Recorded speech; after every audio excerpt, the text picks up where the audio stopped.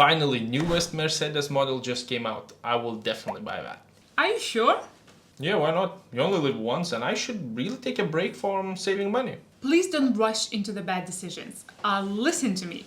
If you will buy a brand new car, it will instantly lose 10% of value when you will drive out of a car dealership. Well, but I plan to use it for a long time. That still won't be a good decision. Knowing your current financial situation, you probably will buy it through a bank loan. Car payments with a huge interest will definitely be a heavy burden, which will interfere with your financial freedom goals. So what do you suggest? Buy a reliable used car that would be in a good condition. You will save money and won't have to take a dump loans. Okay, I think that you changed my mind. I will search for a used car.